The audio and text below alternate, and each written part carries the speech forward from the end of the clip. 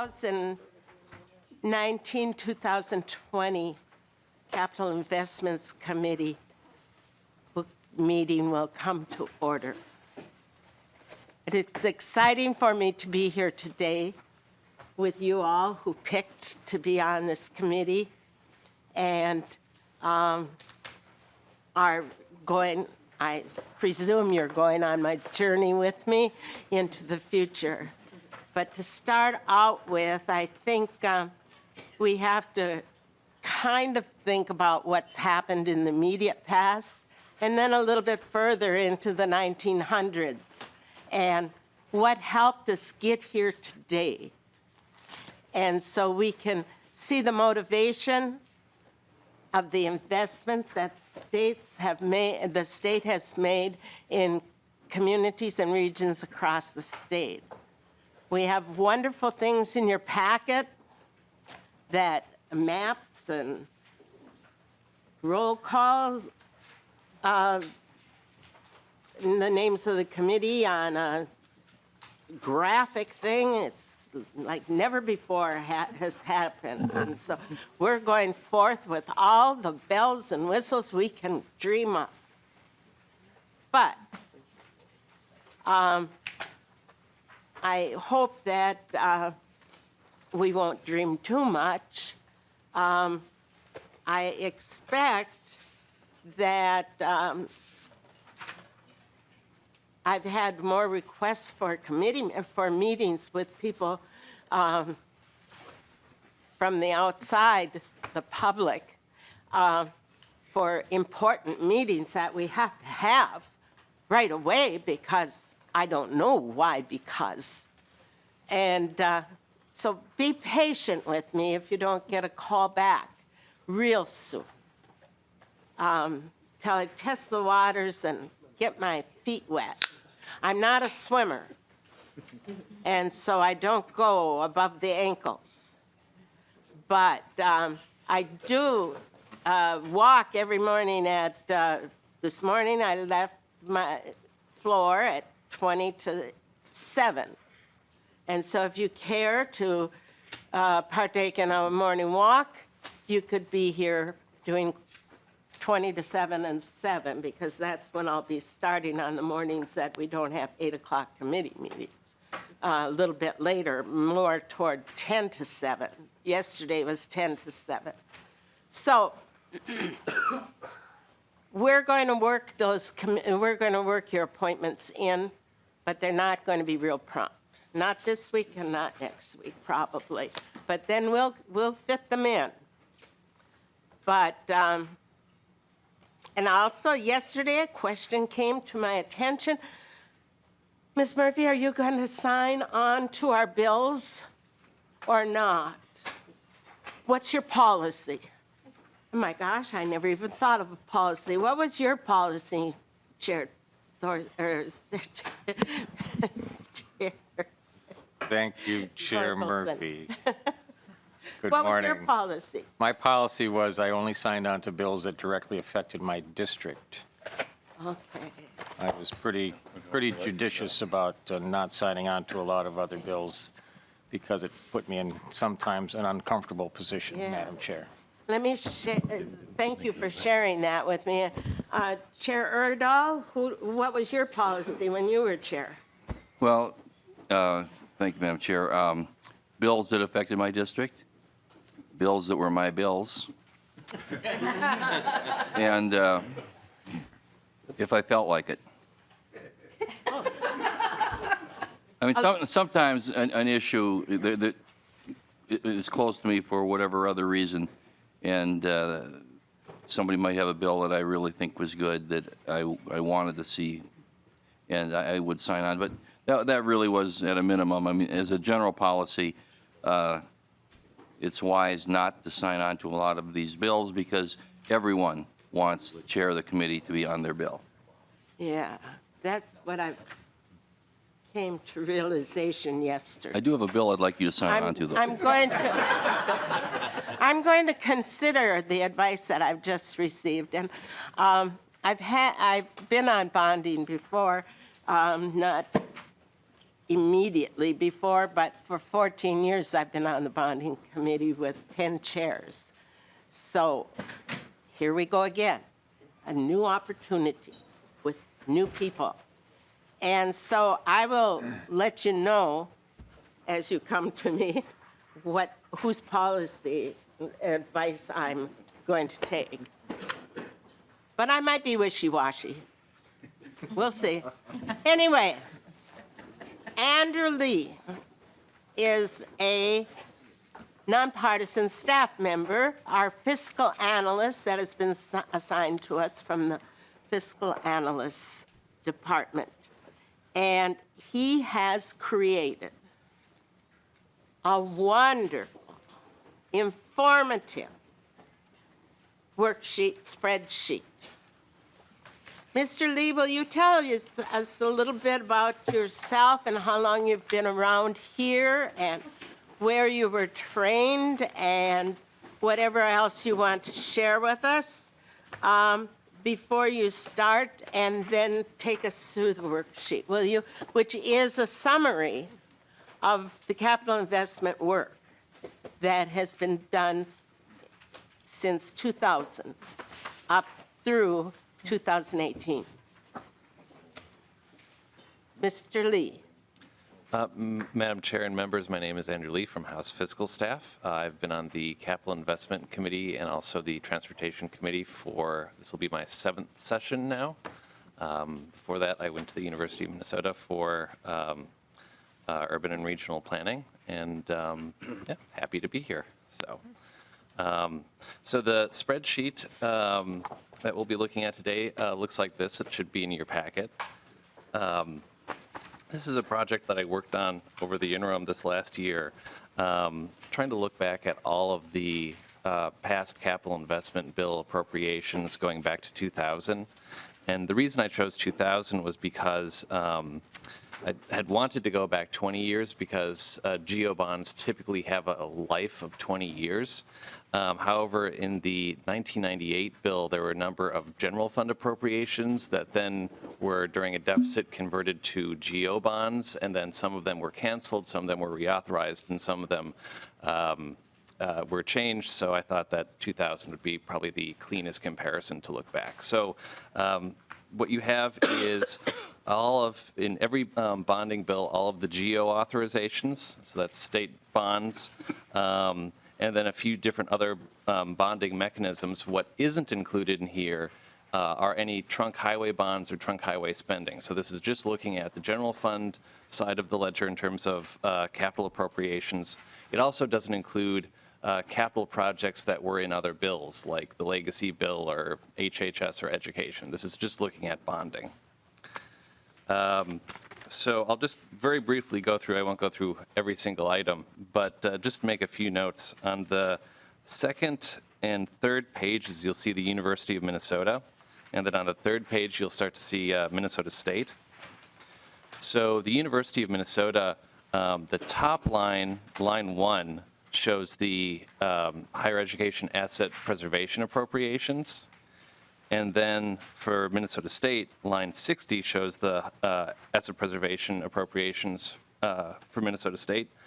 One kind of complexity when you're looking at the higher ed appropriations between the University of Minnesota and Minnesota State is that for projects that aren't asset preservation, the two university systems finance a third of the cost.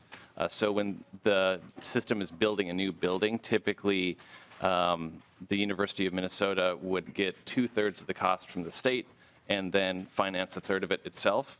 And you'll see in a few places the University of Minnesota and the MnSCU appropriations are divided by campus, that MnSCU has a lot more user financing. And that's because the state issues the debt for the MnSCU share of the cost, but then the system from its own sources like tuition or private fundraising pays the state for the debt service. That used to be the case for the University of Minnesota as well, but in the, I believe in 2002 and going past that, the university has financed its 1/3 share itself. And the state just pays for the GO cost and doesn't finance the user financing part. So the next few pages online, or on page 4, you can see the Department of Education, the Minnesota State Academies, and then starting on page 5 is the DNR. And you can see on line 122 through 136 are all the flood hazard mitigation appropriations. Sometimes the appropriations have been just to the general program, and sometimes they're for specific communities. And then moving on to page 6, you can see the Minnesota Pollution Control Agency. And on page 7, the Board of Soil and Water Resources. And then Agriculture, the Zoo, and Amateur Sports Commission on page 7. Page 8 has the Department of Administration. Big item that you can see here is on line 230 and 231. That's the state capitol restoration, which the total is about $322 million over the course of a number of years. So going back to 2000, but the most recent appropriations for that were in 2015. Then you can also see military affairs in the Department of Public Safety. On page 9 is the Department of Transportation. And I'm going to pause here for just a second because, as I noted before, this doesn't include any of the trunk highway spending. So none of the constitutionally dedicated funding streams for state highways or local highways are included in this. This is just looking at the general fund or GO-backed portion of funding for the Department of Transportation. And a few of the bigger items at the top, lines 254, 255, 256, and 257 are the local road and bridge grant programs that go out to local units of government. And just very briefly, tell us why they don't include the trunk highway investments. Madam Chair and members, there could definitely be an argument that that would be included in capital investment, and oftentimes the capital investment bill has included trunk highway appropriations. I thought for this analysis, I wanted just to focus on the general fund backed sources, not the constitutionally dedicated sources of transportation. As I think many committee members know, or you'll certainly learn in the future, transportation is sort of unique in that the vast majority of the revenues for transportation are constitutionally dedicated only for roads specifically. And then most of the spending allocation is also constitutionally dedicated or statutorily allocated in a pretty strict way. So it's a bit of a different beast than the rest of capital finance in general in the state. Keep it simple, right? And then, Madam Chair, on the bottom of page 9, you can see the Metropolitan Council. One thing that I'll note with this is on line 272 and 273, this is grant programs for the Metro Regional Parks. And I'll also pause here to make a note. You can see on 273, this is the first of a few places that you can see under the fund ERAP. This is the Environment and Natural Resources Trust Fund appropriations bonds authorized in last year's bonding bill. So just as a note, when you're reading this page, you can see the fund type GO is general obligation bonds, GF is general fund, and then there's a few other funds, but there's a key in the front page. So moving on to page 10, you can see the Department of Human Services with a few larger items on page, on line 291, the St. Peter State Security Hospital. You can see that that has cost about $124 million in capital outlay over the last 18 years. And then another relatively large item on line 295, the Moose Lake sex offender facility. Then you can see the Department of Veterans Affairs, Department of Corrections. And then moving on to page 11 is the Department of Employment and Economic Development. Now, if members have been on the Capital Investment Committee before will probably notice that usually in this area is where a lot of grants to local units of government are. For the purposes of this spreadsheet, I tried to separate out all the grants to political subdivisions that were named in a capital investment bill and show them later in the spreadsheet. So we'll get to those in a little bit. Then you can see the Public Facilities Authority. This is grants for wastewater and drinking water infrastructure. And then the Housing Finance Agency, and this is only part of the appropriations for the Housing Finance Agency. This is the GEO and General Fund portion, and a little bit later in the spreadsheet, you'll see the appropriation bonds. Then on page 12 is the Historical Society, and as a little side note, below the Historical Society, you can see on line 364 the bond sale expenses. This is the cost of issuing debt for every bonding bill. And then on page 12 starts a series of sections on the grants to the political subdivision. So you can see starting in the Northwest, and I've divided this by the 6 planning regions that DEED has in kind of thinking about the different regions of the state. And there's a lot of different ways you could draw lines or think about different regions of the state, but that's the DEED one is what I'm using. And you should also have in your packet a map showing the division by counties of the regions. So I'll just briefly skip on through to the last page.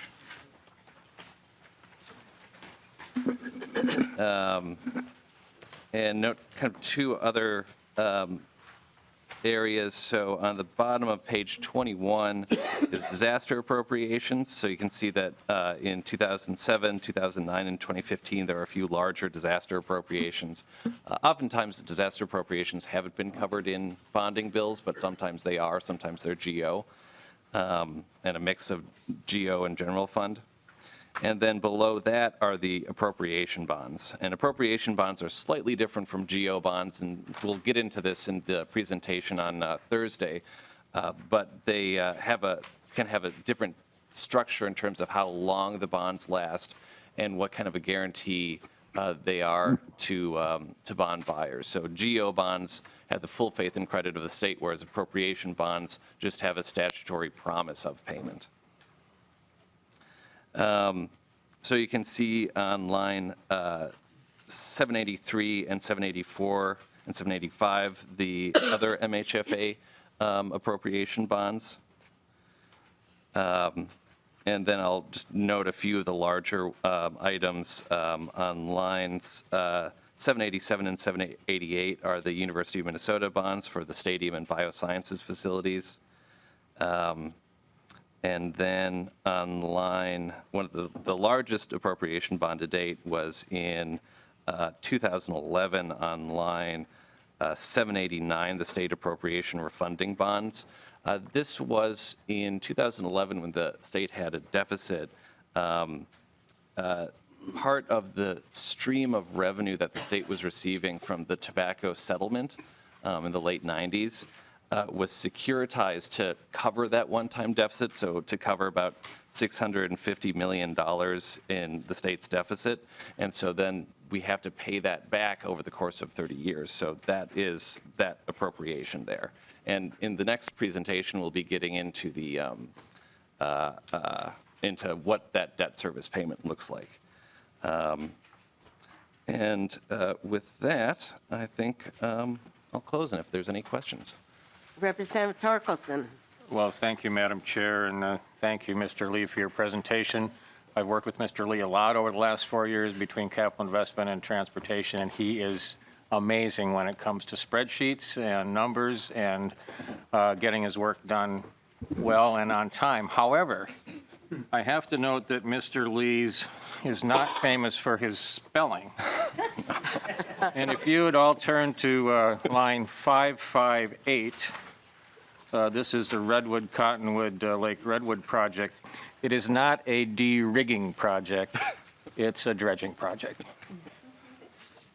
I apologize, Mr. Lee, but I couldn't help myself. It was your big chance. So we have to change de-rigging to what? Dredging. Dredging. Oh, It's a new term of art I'm not familiar with. Madam Chair and Representative Torkelson, no, I appreciate the correction. It isn't the first time I've misspelled things on a spreadsheet. So. and that's all right, as long as it doesn't happen again.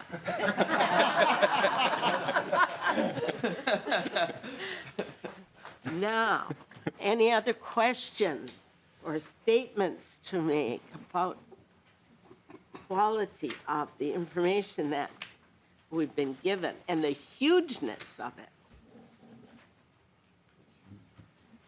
Representative Dean. Thank you, Madam Chair. And Mr. Lee, as I look at the very, very end of this, I'm looking at the totals for each of the years, and you don't seem to have given us that in a capsule. That might be nice to see so we can see what we've been doing every year back to 2000 and those years when we didn't bond and those series of years of 3 or 4 years where we bonded every year. Yeah, Madam Chair and Representative Gray? Dean, you're absolutely right. I didn't include the totals. This is sort of a work in progress. Part of the reason I didn't include the totals is because every year there are cancellations. So I wanted to get at what the net number was. So right now you're looking at everything that has been authorized, but subsequent to this authorization, there's also cancellations. I have a rough figure, which is about, going back to 2000, it's about 12.5 billion in GO, general fund, and other authorizations, but I wanted to get that number as precise as I could, and it's not quite done yet. But in the future, you'll have it. Representative.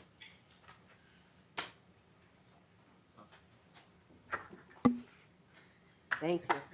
Great. I noticed a couple of places, sorry, I noticed a couple of places where the number just ended and we quit using that type of funding and that kind of occurrence over a long period of time after that. And then also to the last thing that you were saying, is there available kind of instruction or learning to know that certain types of things have a high propensity to cancellation, or certain types of decision-making leads to higher percentages of cancellation? I'm going to the point is that better decision-making is oftentimes can be measured by decisions that actually live. They stay there for a while. And I don't know if there's a way for that to be preened out of this kind of financial analysis. Madam Chair and Representative Sauk, yes, so every project will have at its end date a certain amount canceled because usually they don't spend every penny.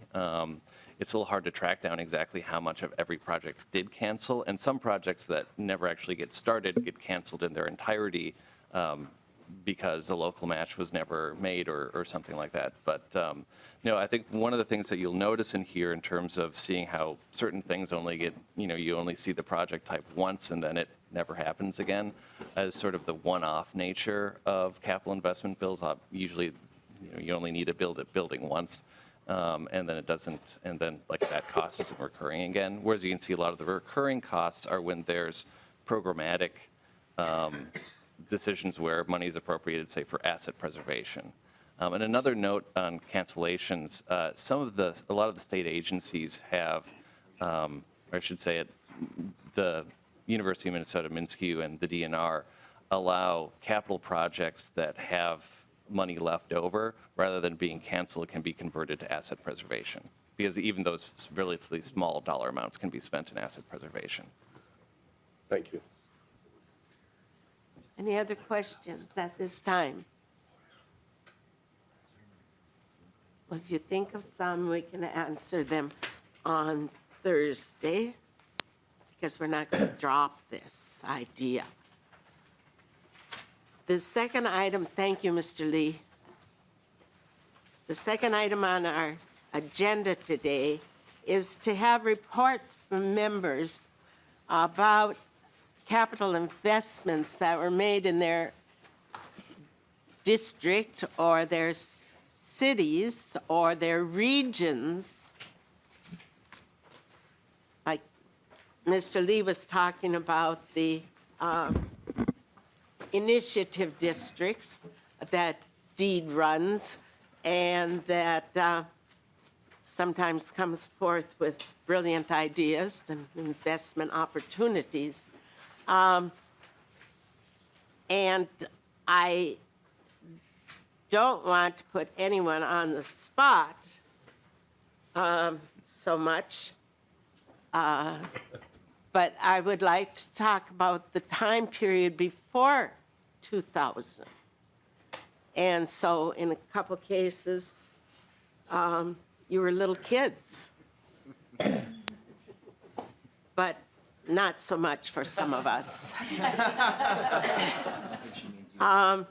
In my district, this past year, this past summer, we celebrated 2 huge state initiatives that came about from representatives. And probably the one that's had the most impact on the most people at this time, although the other one is just coming right up there. The second one is the Natural Resources Research Institute, and we'll be hearing more about that later in the session because there may be more discussions about them. But we're also going to hear about the second initiative of Willard Munger.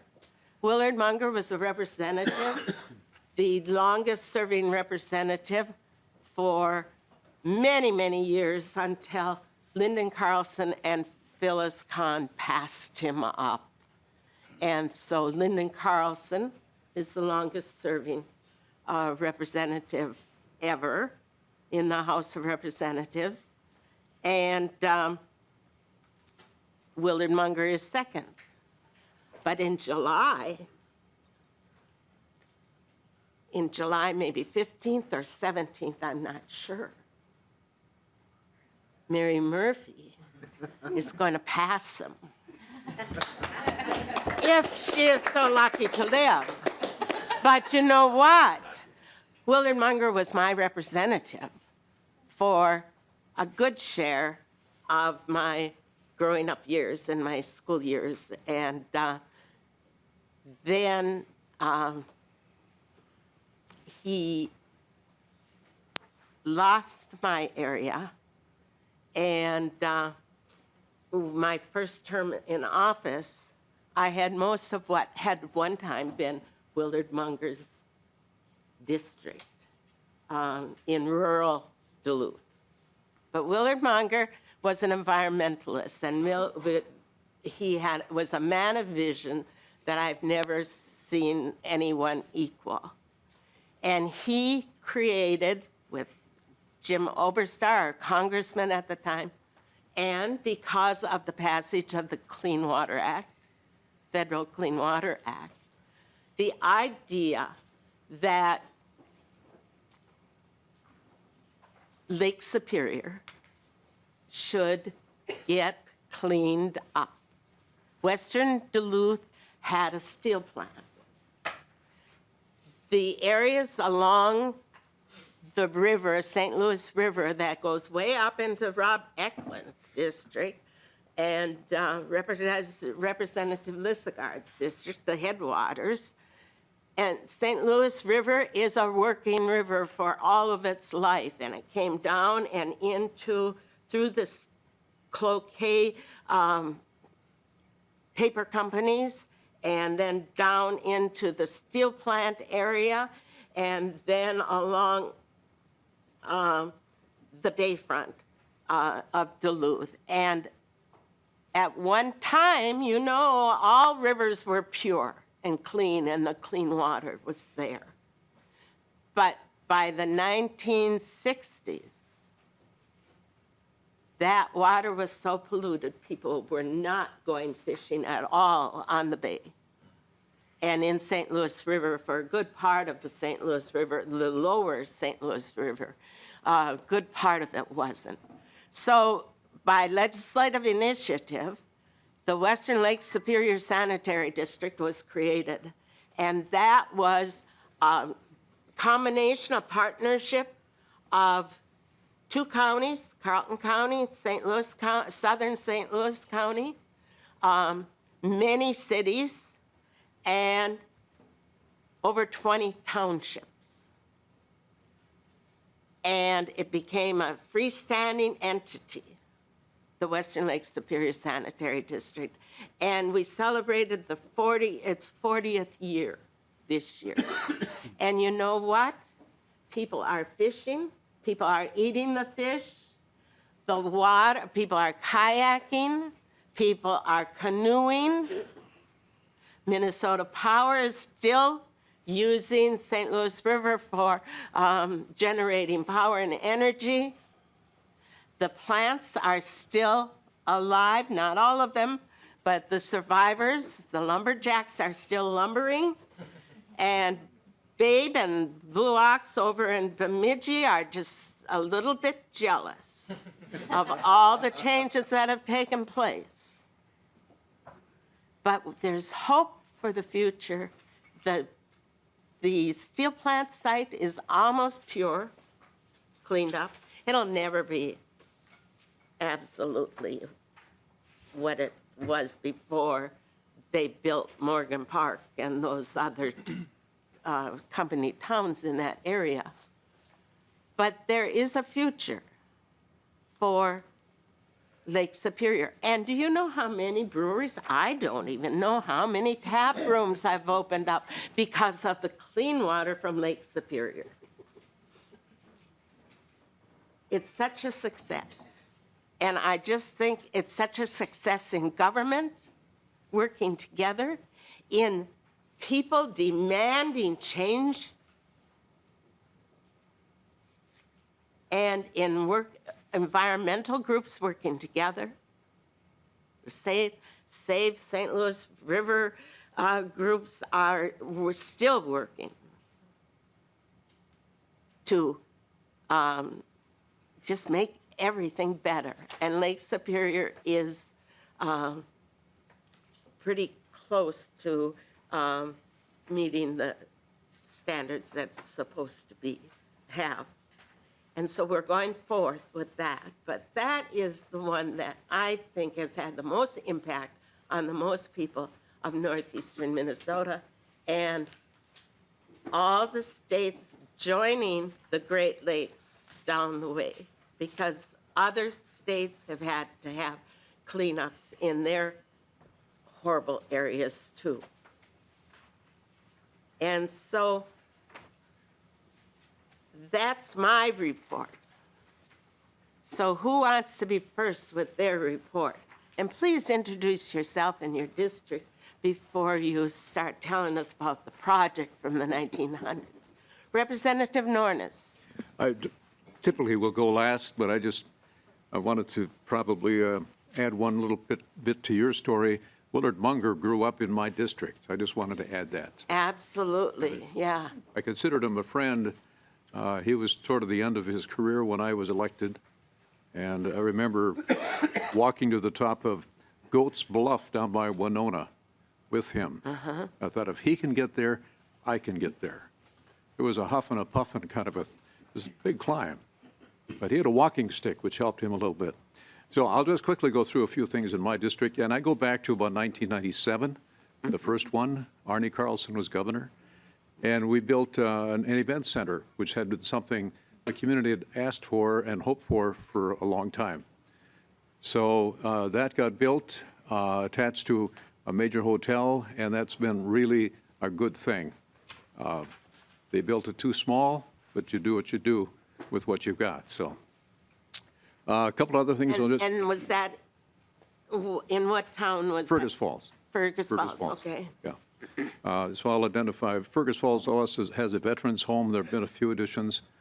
We built on a dining room and a memory unit over the last 10 years, which has been very, very necessary. We have a Prairie Wetlands Learning Center where we built some additional classrooms and a greenhouse with bonding money.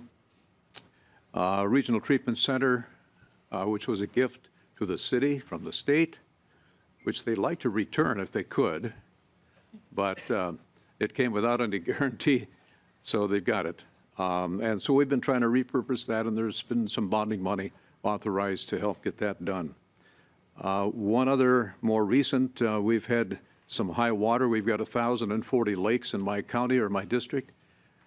And we had 3 of them that were extremely high, where people could not live in their homes anymore. Wells were contaminated. Septic systems didn't work. It was a tragedy that had to be corrected. And that was helped with some bonding money within the last couple of years. That's been very helpful, although I just received a note that it's about $3 million short of what they need to pay all the bills. So the project's done, pretty much, but the $10 million that was authorized is maybe just a little shy of what actually turned out to be the price. So I think that there are a number of other smaller ones. We added on a large addition to our community college structure in Fergus Falls, part of M-State. It tied everything together, so everything is this was a large meeting area right in the center of the campus, but everything is now enclosed so that students do not walk outside anymore, which is kind of a nice thing in the wintertime. So I think that pretty well covers it. Thank you. Thank you so much. And the number of your district? 8A. All right. Representative Considine. Considine. And my grandmother was a Murphy. Aren't you lucky? Yeah. Yes. I guess I would just like to talk about the last 2 years.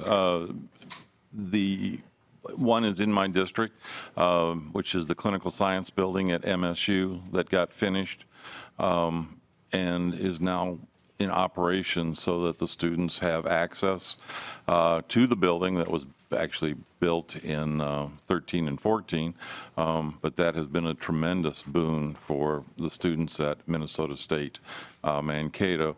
And of course, the other one is next door. It's not actually in my district. It's in 19A, and that would be the security hospital. And I would just say that the staff and residents are very grateful for the bonding committee for having upgraded that facility and making it a lot safer in 2 years ago. So thank you to the bonding committee for those 2 things. Representative Considine. Dine. Representative Considine. Could you tell us a little more about the St. Peter facility before 2000? Before 2000, what was referred to as the new building came online in 1982. By coincidence, I started working there in '83, and it was considered a marvel. The previous building had come from the 1800s, and it was something out of a Gothic horror story. I mean, it could have been the setting for a movie. It was, people were frightened just to walk by it. It was so imposing. But the new old building was supposed to be a marvel, and of course they found out right away that it wasn't. There were a number of security measures. Saw a patient take recessed screws out with his bare hands. It was supposed to be impossible to do, but he did it. And they came in and said, okay, we're not going to have problems with people busting up the toilets anymore. Old porcelain toilets, they put stainless steel toilets that were attached to the walls. It was the second day they opened up that somebody ripped one of them off the wall. With determination, you can overcome a lot of the safety procedures. Sight lines were terrible. One of the things that's kind of interesting is if you see people that you know work there, when they walk up to a corner in the building, they will automatically step out away and look around the corner. because unfortunately what happened a lot of times with poor sightlines is that there would be a patient standing at the corner waiting for them to walk around, and they would cold cock them. So all these things have improved. They've learned in the last 30 years that some of the things that they thought were going to work just didn't work. But particularly the sight lines are important, so you see what's coming at you ahead of time, and that's one of the things that made it a lot safer. I'm trying to think of some of the other more innovative.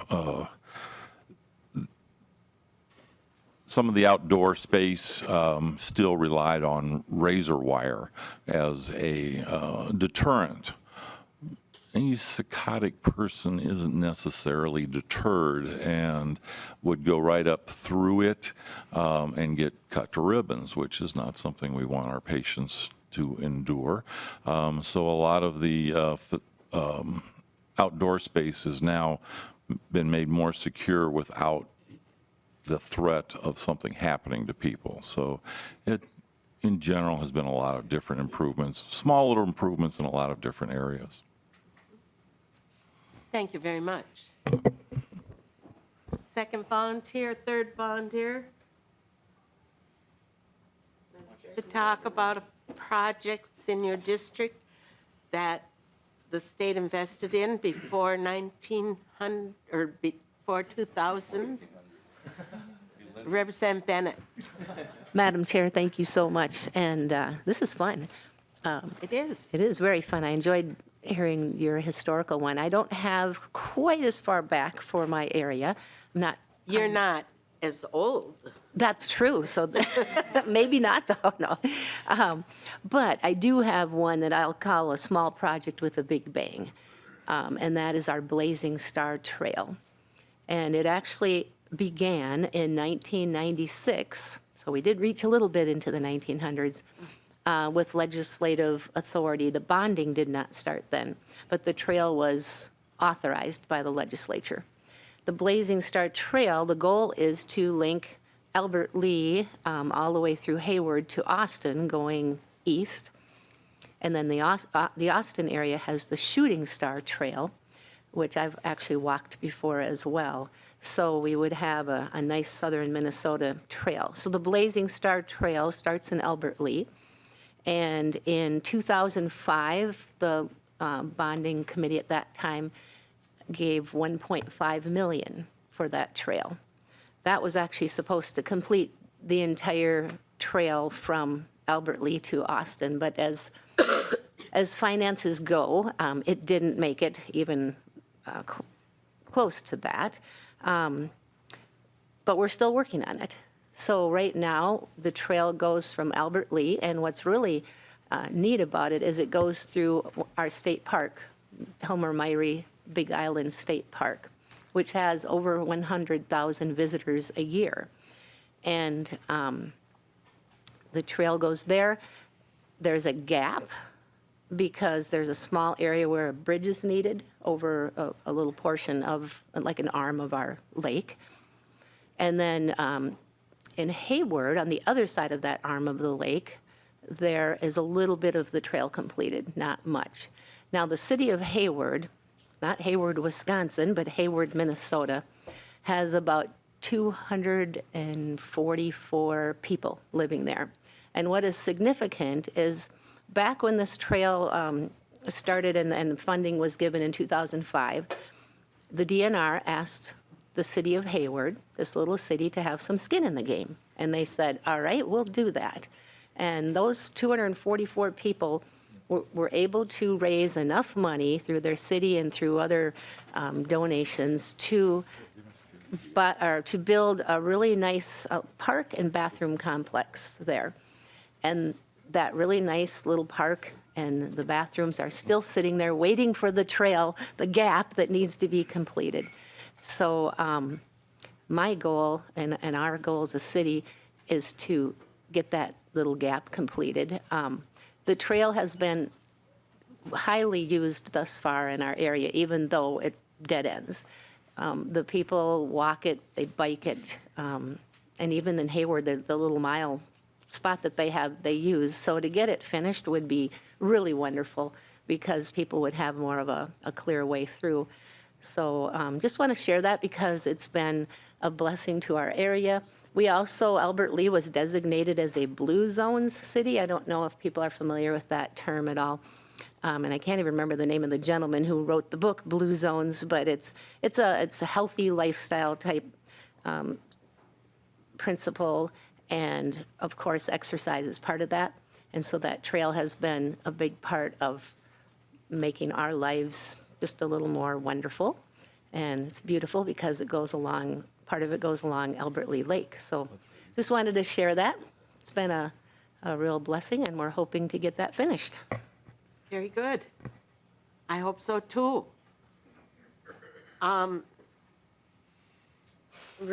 Representative Erdahl. Thank you, Madam Chair, and approach it from a couple of angles. First, as chair of this committee the past couple of years, tried to invest in the infrastructure across the state. I'm, pleased that we're able to put in record amounts for PFA, the clean water, the wastewater programs across our state that are so important to our particularly smaller towns. Local bridges, local roads, we also put a higher emphasis on. Of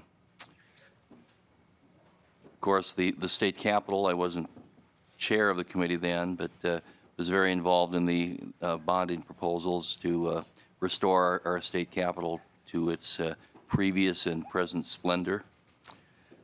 But then, on more local projects, of course, well, the most important one that we did was the Hermantown Wellness Center.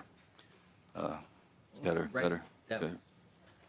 They put the windows in. Good. But in my home area, we are home to First District Association, which is the dairy processing plant in Litchfield, becoming a very massive facility covering several city blocks in Litchfield. 7 million pounds of milk every day come down the streets of Litchfield to First District. And they could not accommodate, they could not process all of this milk. We're having to send it on to other processing plants. And so they needed some assistance in order to expand, to be able to accommodate the need. So there are a couple of pieces of legislation that this bonding committee passed dealing with that, both of them to the city of Litchfield, one for the ability for Litchfield to expand its wastewater treatment plant facilities because First District uses an awful lot of water. Half of the wastewater treatment plant water that comes to it each day comes from First District. So a city of 7,000 people, and half of its wastewater is First District. And so legislation was passed, bonding money appropriated to allow the city of Litchfield to expand its wastewater. And then we also, subsequent to that, the need was determined for electrical generation backup. The city could not provide for First District or, frankly, for the town if there was an emergency. And so new electrical generation facilities were installed as a result of bonding. And I have just a small little item that is important. I like to see buildings restored. So the state capitol, one of the areas that I like to see the building restored. And in my hometown of Litchfield, we have the Litchfield Opera House. And through legacy and through some bonding money, we're getting awful close to having that restored to its 1900 and 1935 era, because there's two different phases that the building went through. So we can do a lot of good things with bonding, a lot of good things for the state of Minnesota, addressing needs, addressing infrastructure needs in particular, but also addressing some of the needs that many of you have in your local communities. And I look forward to seeing more of those and being reminded of some things maybe that we didn't quite get done in the past. And hopefully through the fine leadership of Chair Murphy, we'll be able to get these things done. And daily reminders. Never hurts. Representative Wolgamott. Wolgamott, yes. Well, good morning, Madam Chair. Good morning. And fellow members and members of the public. My name is Dan Wolgamott. I'm representing District 14B in the St. Cloud area. And it is with great pride that I speak to you today about the Herb Brooks National Hockey and Event Center, which was funded by the state of Minnesota for $10 million in the year 1988. The Herb, as we like to call it, is home to the SCSU Husky men's and women's Division I hockey teams. It plays host to many teams, including my alma mater, St. John's University. And it also happens to be the place where I went on a first date with a very beautiful woman who turned out to be my wife. So, right. in my opinion, it's worth every penny of that $10 million from the state. It really is. It's had a tremendous impact on our university and our community and our state. It's strengthened St. Cloud's status as a regional center. It's increased the visibility of our university regionally, nationally, internationally. It's not only assisted our program, but it's assisted the elevation of MSU Mankato and Bemidji State to Division I hockey. It's allowed for the elevation of women's hockey in Minnesota and the establishment of the women's WCHA. And it hasn't just benefited college athletics. It's created a platform for Husky Productions, which is the student-run broadcast production that gives the students the chance to get hands-on and has given us our mass communications program the reputation one of the best in the country.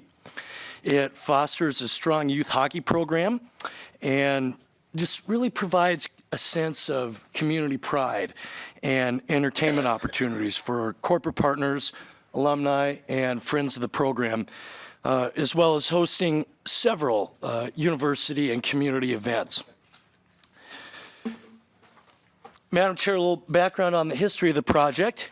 I'm told that former Representative Glenn Anderson from southern Minnesota and Joe Quinn from Blaine were instrumental in working with St. Cloud's legislative delegation, which includes our former Representative Bernie Oman, who I'm honored is here with us today. They worked together and they made this project a bipartisan reality. And I hope that we here in this committee can look at that project as an example for us of the power of what can happen when we can come together and invest in projects that are going to support our regional centers and our state as a whole. I'd also like to give recognition to Representative Erdahl, who is a proud Husky alum and distinguished alumni and great St. Cloud State supporter. Do that one again. Very distinguished alum, as well as Representative Bennett is a Husky alum as well, and very supportive of our university. So, Madam Chair, on behalf of St. Cloud State University and the people of St. Cloud, I'd like to thank you, as well as Chair Carlson, for voting for this important project in 1988, because it's had a profound impact on our community and our status as a regional center. And I also want to do a special shout out to the men's Husky hockey team, who have been ranked #1 in the state for 7 weeks straight. Or, excuse me, yes, country. Although, Madam Chair, they split last weekend with the Bulldogs, so I guess we'll have to agree to disagree on that. They have temporarily down to #2 in the country. But without a doubt, this capital investment has ranked in the top of the hearts of the people in St. Cloud, and I hope we can use it as a model moving forward. Very good. Football. Very good. You know, at one time, I represented District 14B, Ah, but the numbers change Well- with each redistricting. well, for glad to be part of the various 14B areas. club with you, Madam Chair. Very, very good. And we'll go forth and build more things that have so much impact.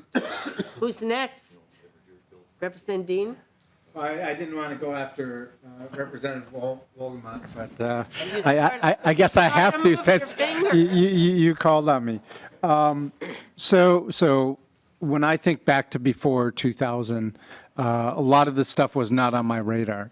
But when I think about the city of Minneapolis and some of the things that the state has partnered with us are some pretty critical projects. I had the good fortune on Sunday night to actually be walking down Nicollet Mall. And it was amazing to see the people that were out. Now, granted, the weather was really nice, so there were a lot more people, and it was really, really enjoyable to see that project completed and what it's going to mean to our downtown.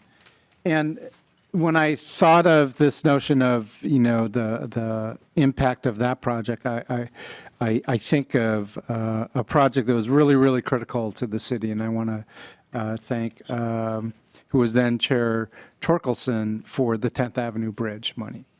The 10th Avenue Bridge actually became the new artery when the 35W bridge collapsed.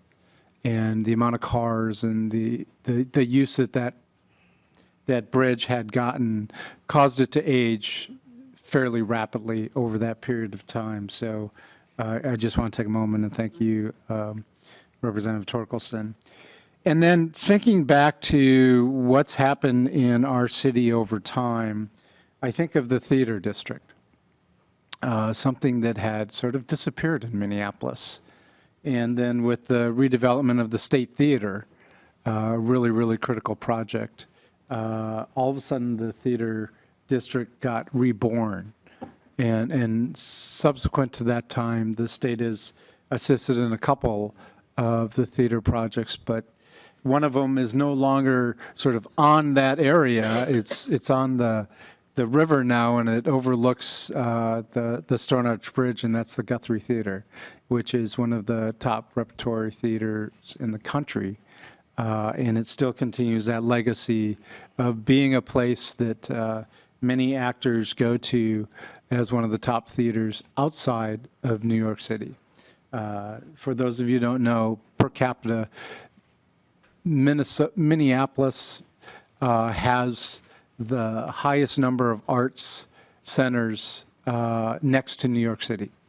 So we're actually a pretty important piece when we think of the theater, when we think of the arts, and when we think of what I consider to be a great state of Minnesota. But the project that I actually want to see happen is not in my district. It's a project that I fell in love with before I got into the legislature, and that's the Chatfield Center for the Arts. It's The music. well, no, it's a different one. Yeah, and I think what a lot of people maybe don't think of that, although it's close to Rochester, it's a regional draw in and of itself. The venue and the types of musicians and folks that come and play there get people from all around coming down from Rochester. So it's again one of those regional centers, which I think is really, really critical to the state of Minnesota, and ultimately is going to be really critical to what I've come to understand is our small towns and those things that make them draw. When we think of, areas like Lanesboro, that's a town that 30, 40 years ago, if the state and other people wouldn't have invested, that might not really be the town it is today. So when, I represent Minneapolis, so I think a lot about Minneapolis, but I also think about those other smaller towns and those regions that are just as critical for the people that live in those areas as well. So the state has been a great partner, and I look forward to the state continuing that partnership with the city. Good, and that's really a good point that you made, and Representative Bennett, too, and with these trail things. They've got to connect. They've got to bring the people so that you can get from one part of the state to the other part of the state by the trails that connect. And that brings the people together and brings, trails are just like the freeways, They go both ways. And when you're on them, you can go that way and you can go that way. And with the trails, you go around, you meander more. But still, you can go to and from and around. And we've just got to get more connectivity. And that's a challenge that's being pointed out. We can't have that dead end for too many years. If I could just jump on that, Madam Chair. I think that connectivity goes beyond trails. I think it should be part of everything that we try to do here as we work with our fellow colleagues on trying to move those initiatives that are really important to the people of Minnesota. I think that, there are some times we don't connect with other members, and I think that sometimes that makes our work here a little bit more difficult. But the more that we can make those connections, and remember that before we're all elected officials, we're all people. And we, need a lot of things that people need too, not just what elected officials need. Absolutely, right on. Representative Erdahl. Thank you. Just wanted to expound a little bit more on Chatfield. But first of all, we have connectivity within this committee. I mean, I think you were alluding to it a little bit, but frankly, we're one of the least partisan committees in the legislature. And you would all be welcome when we are touring the state, looking at projects, to join the back of the bus caucus. But then it wouldn't be a back of the bus caucus because you'd all be in it. But anyway, Chatfield, of course, Chair Murphy was familiar with the music, The sheet music library that became infamous in a bonding bill some years back.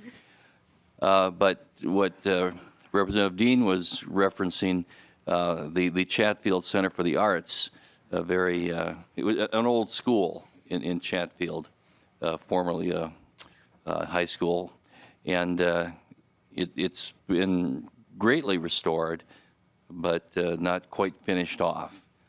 And if we could have got above $825 million in GO bonds last time, I think we would have, tried to do a little bit more for the Chatfield Center for the Arts, and I think that is something we should be taking a good look at this year, particularly when you consider, members, that there is a spot on the former gymnasium floor where Greg Davids won a high school wrestling match. And I think there should be a star placed upon that spot. So, Representative Not state bonding money. Erdl, he won a match in high school? Oh, yes. He won a match in high school. Well, he We won. can verify that. I'm sure Representative Dean, I'm sure that Representative Davids won many, many matches. We digress. Oh, I have one quick question. Mr. Lee, what bridge did we do in Minneapolis in 2017? Madam Chair and Representative Dean, 2017, the Minneapolis Bridge was the 10th Avenue Bridge. Oh, so I was chair of the committee when we did the 10th Avenue Bridge? Madam Chair and Representative Dean, the 10th Avenue Bridge project was also included in the 2006 bonding bill that passed the House but did not pass the Senate. Oh, so thank you very much for that clarification.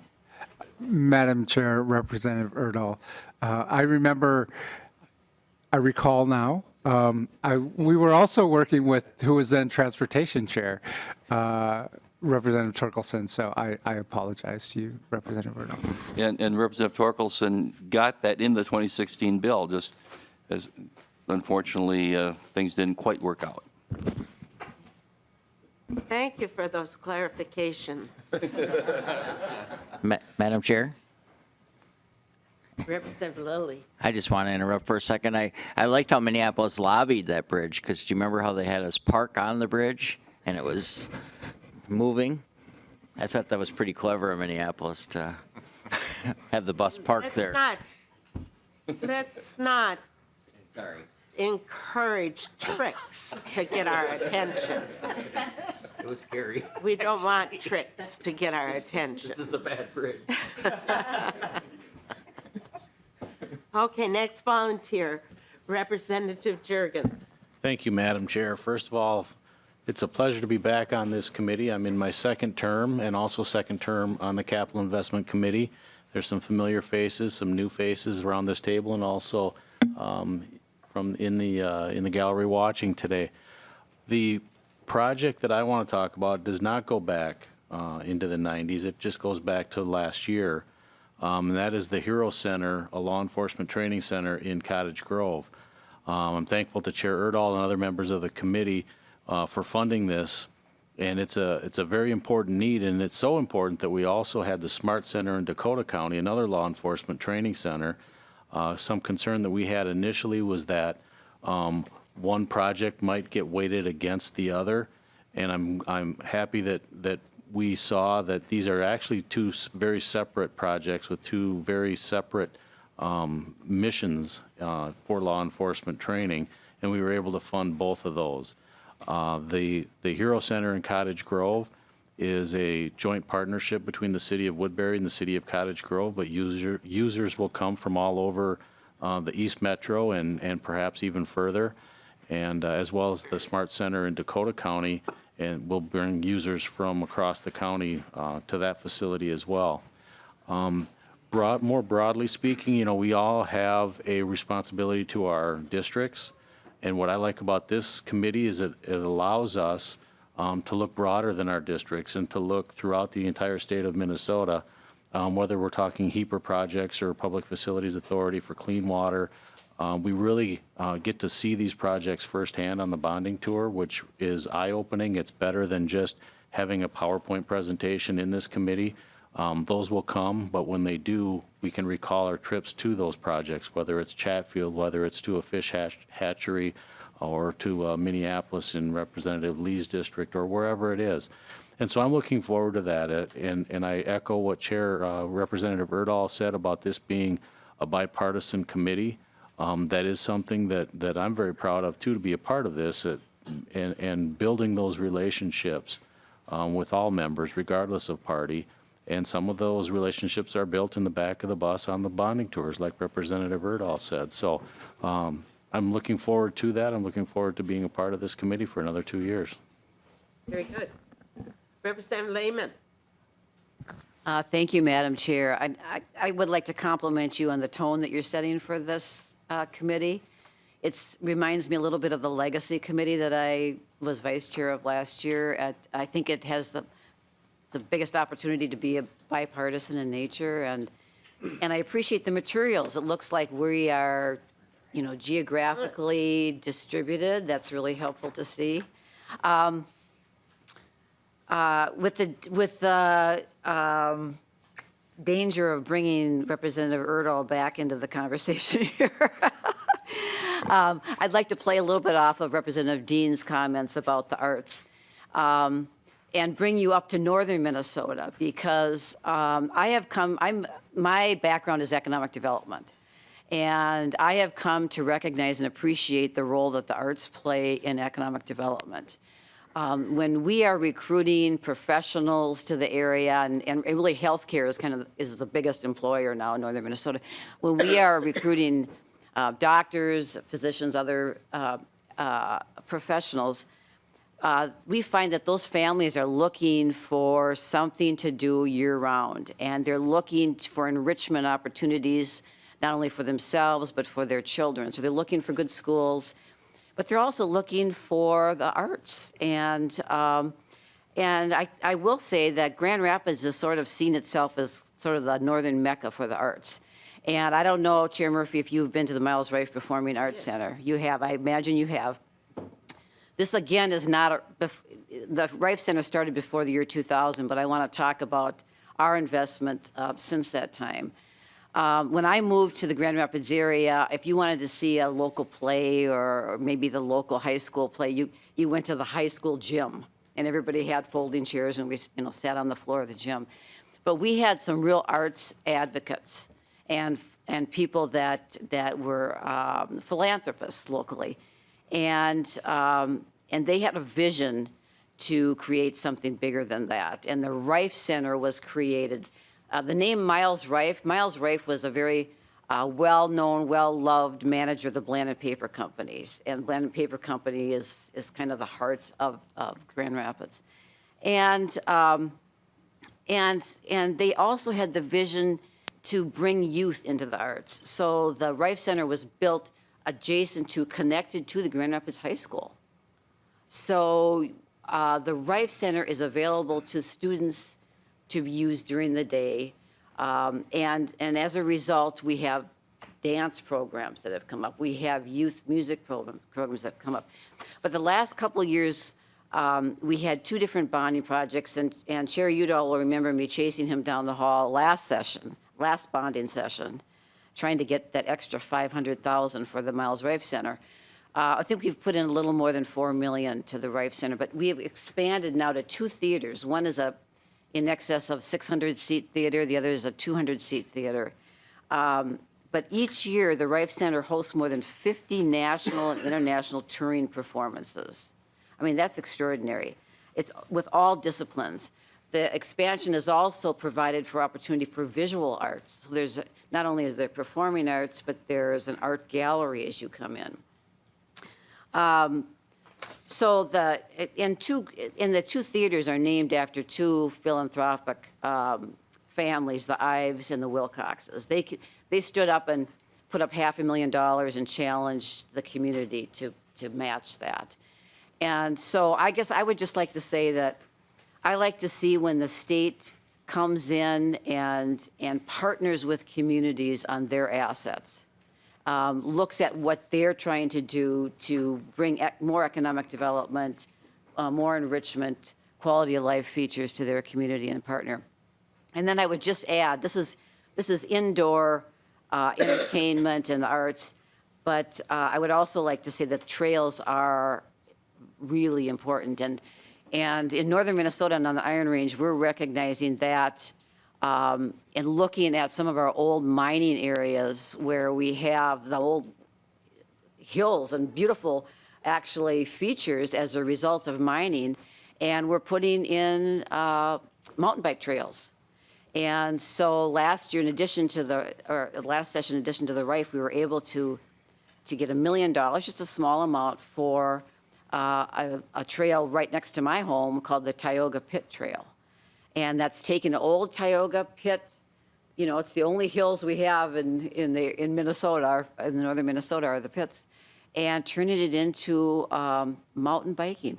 The Cuyuna Range has used this as a tremendous economic development feature. It's sort of transformed those communities now that people are coming there to do mountain biking. They're staying overnight. They're eating in the restaurants and so on. So, I would just commend the group for their investments in the arts and in indoors and outdoor recreation in northern Minnesota and all across the state.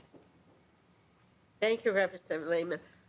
The first time I went to the Rife was to see a Minneapolis dance troupe that was in residence at the Rife, and the city kids and the country kids all got together and had a beautiful recital. And I was just amazed at what the kids could do in that small amount of time. Now, it seems to me that I was told that the Grand Rapids kids had gone down to the Minneapolis place for a period of days, and then the Minneapolis kids came up and spent time up there. And so this was the culmination of the two experiences that those students had had, and very different age groups, too. And I was just amazed. Yeah, Madam Chair, that having an asset like the Miles Rife Performing Arts Center allows for partnerships between the, as Representative Dean talked about, the arts and culture features, the Twin Cities.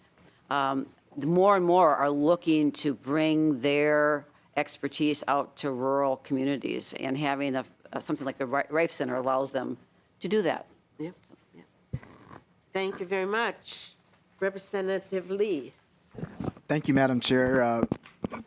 Representative Lee from District 59A, and just want to echo the point that was made by Representative Dean, my colleague on the other side. Just want to say thank you to the committee and the state for investing in the city of Minneapolis, which is a regional hub for the state of Minnesota. And do want to note that the 90s, I was still a young child, so I had some help with from Jenny Nash and from Jean Renier from the city of Minneapolis to look at projects in the 1990s that were specifically for my district. And we found out that in 1998, the state of Minnesota made an investment to the Humboldt Greenway project in my district to acquire some land for green space for infrastructure improvements and reclamation of wetland amenities for public use and construction of parkway. And I can say that over the last 4 years, we have seen many developments around that area with regards to single-family homes, townhomes, and then we also had a senior home that was built because of that investment. So I just want to say thank you again to the members who were there to help support this project. And a recent project that I just want to highlight was last year with the last bonding bill. Just want to say thank you to Representative Erdahl for his leadership in investing in the Upper Harbor Terminal projects, which is about 48 acres of land on the Mississippi River. For those who may not know, that has not been in use after Congress have closed the barge traffic coming up the Mississippi River, and now that we're seeing that up in my district, the Upper Harbor Terminal project, may be similar to what we have saw with the Humboldt Greenway project of actually developing a community in North Minneapolis. And one of my local paper mentioned that we have Minnesotans from different parts of the states that are moving into my district, from my Santee, from other parts of Minneapolis, and from the suburbs. And so just know that the community members in my district are, really appreciative of the investment from the state. And just want to echo some of the comments made by colleagues around the table that I really look forward to serving on the committee, especially traveling throughout the state. And I have, over the last 2 years, traveled to Grand Rapids and down to Chatfield, passing through Chatfield to go visit Representative Rick Hansen down by his farm. And so I look forward to taking a look at some of the art and some of the centers that were mentioned today. And just want to say thank you all for the investment into my district and throughout the state of Minnesota. Thank you very much. Mr. Straczynski, would you come down?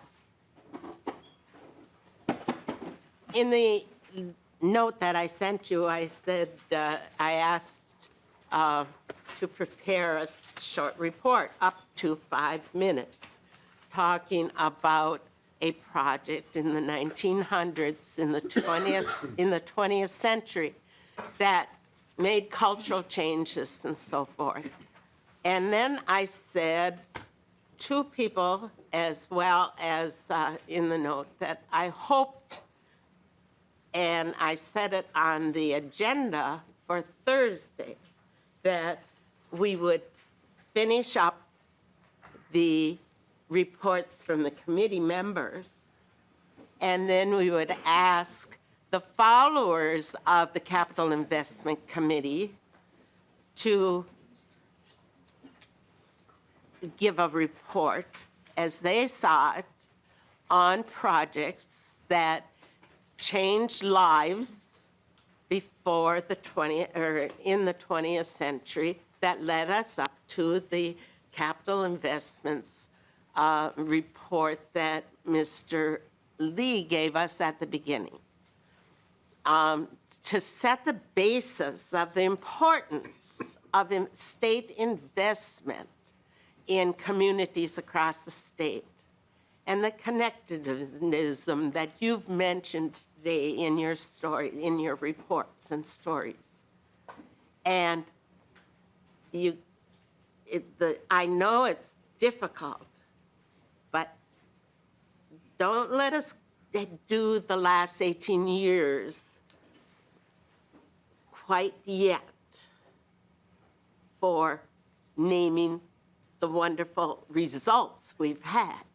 We have to have more examples of the wonderful results that Mr. Lee referred to from the past. And on Sunday, I received an email from former Commissioner Straczynski, who gave his thought of what I was asking for. And I invited him to come and give his report today, so that sets the standard, or the the level we're at, and what kinds of things I kind of want to hear. But nothing that I've heard today has been tossed away. It has all been important, and it's all setting the tone for the future. And we're on our way to the adventure. But I think this is just going to give us the icing. Mr. Straczynski. Well, thank you, Madam Chair, and good morning, members of the committee. I sent this document to Representative Murphy because I've been involved in the capital investment bonding projects since 1973 in different capacities, and I thank all of you because you voted for a variety of projects I've lobbied for, whether I was with the executive, Mary, you were there in those days, and or with some nonprofits I've represented over the years. But thank you. I just wanted to kind of set the stage from my perspective. I've been involved in countless capital investment projects over the past 46 years. Early in my professional career, while serving in the Department of Administration, I was responsible for preparing the governor's executive budget, which comes to your committees today. That's now presented by the Department of Management and Budget, which we did all that in administration in the old days. Anyhow, over the decades, I've witnessed many changes in the process. And while many of the changes have been good, I think others have also added unnecessary levels of oversight and burden in some instances. But that's kind of a continuing issue that will face this committee on an ongoing basis, and also face bond counsel on an ongoing basis. And staff's done a good job in addressing some of these issues. At one time, there was a legislative building commission. That commission, last time I was involved, was chaired by Representative Delbert Anderson, who Representative Anderson's uncle, in fact. That goes back a long time. It was a joint commission of legislators and from the House and Senate, as well as members from the executive branch of government. And the LBC, as we called it in those days, worked closely with the executive in preparing legislation which was easily supported on a bipartisan basis because it had a variety of members on it and equal representation. But as I recall, in those days, a $60 or $70 million capital investment or bonding bill, as we called it, could accommodate most of the construction needs of the states and projects, but those days are long since past. But I've been consistently throughout my career been impressed with the fact that the easiest capital budget bills are to pass are those that are mindful of the balance greater Minnesota interest with metro interests and to accommodate the political interests throughout the state of Minnesota. After all, the need to enhance infrastructure, construct or remodel buildings is not usually based on partisan politics, but are more frequently based on economic necessity or opportunity. We all know many good projects that would not have happened if it were not for the generosity of the state legislature in providing seed or matching grants. We are all winners when we all benefit. Think about it this way. Almost any worthwhile project would certainly be too expensive for local taxpayers to shoulder the total cost. When the state of Minnesota uses its GO bond capacity, the financial burden for those many good projects are allocated statewide to all taxpayers. And over time, every region of the state benefits, and each of our communities are better served through this wonderful mechanism that infuses taxpayer capital where necessary and when needed. Now, let me share with you the benefits, I think, of using state GO bond resources to help finance local projects for nonprofits, something where I spent a great deal of my time. Whether it's a capital grant for a food bank, an art institution, a domestic abuse facility, or a public television station, it can easily be assumed that none of these projects would have been realized without state support. Yet we all know the significant role each of these local assets play in making our lives better. Each grantee relies on the state to be the partner in their quest to provide services. Project proponents are not asking the state taxpayers to totally cover the cost of these initiatives, but to act as a financial partner that helps leverage support from other philanthropic interests and from across the region and the state. The state of Minnesota, in turn, cannot afford the total cost of such worthwhile projects, regardless of their purpose and the contributions they make.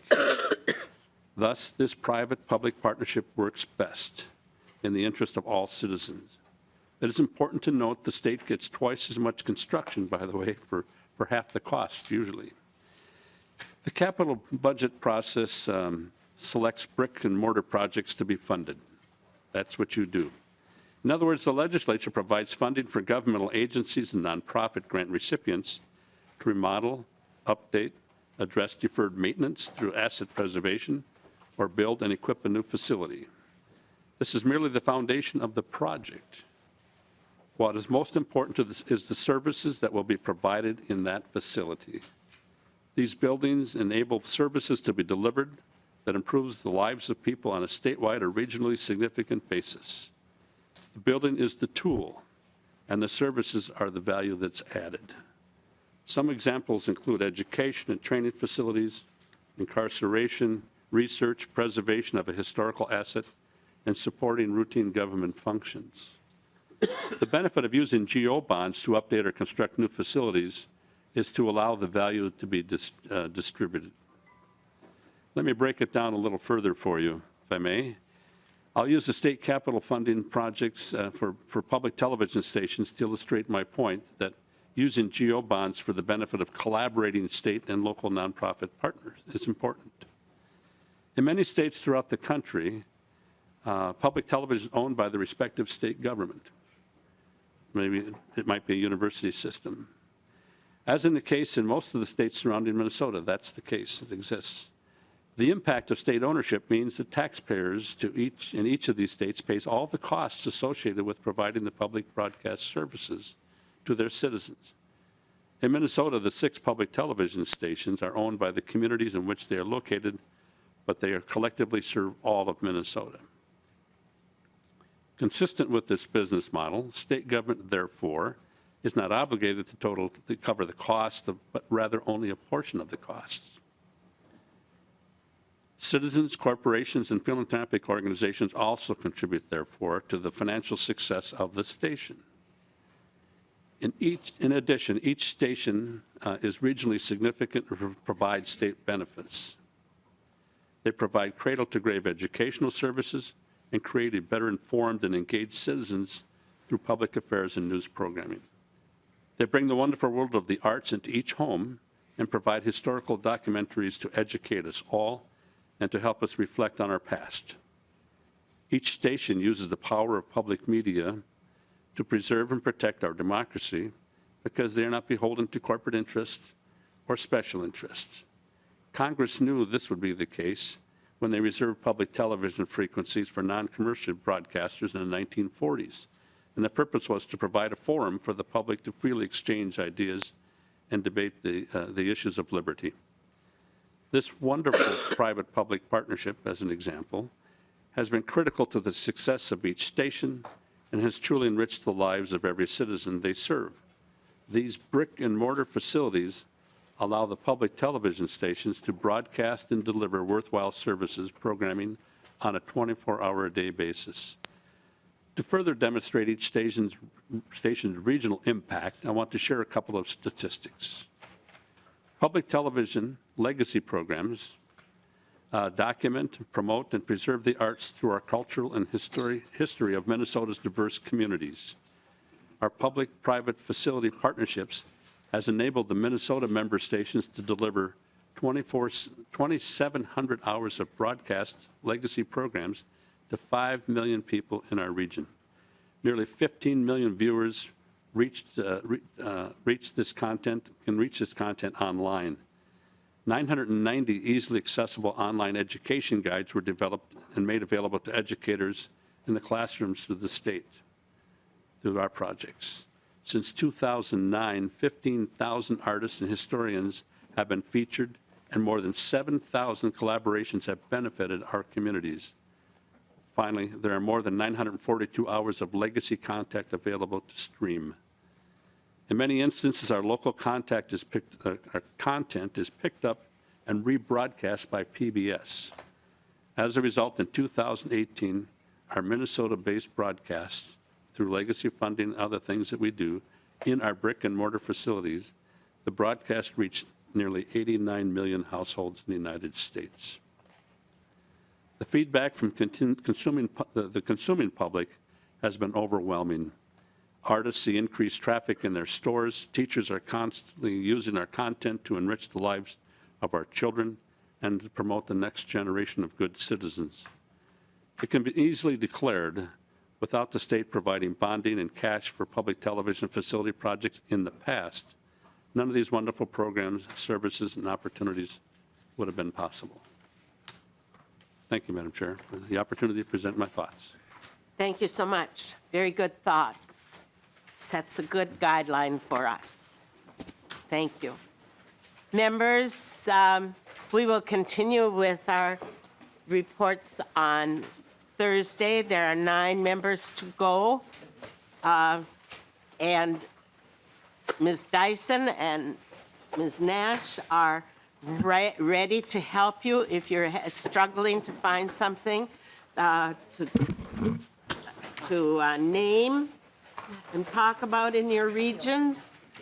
And will the people that would like to follow from the audience, that would like to follow Commissioner Straczynski's message, please let Ms. Nash know. So far, we have one person that has applied, and we will welcome any other comments from the audience as well. You're going to be with us every day. You should be participating in some way, too. Up to 5 minutes on your report. Thank you very much. This meeting is adjourned.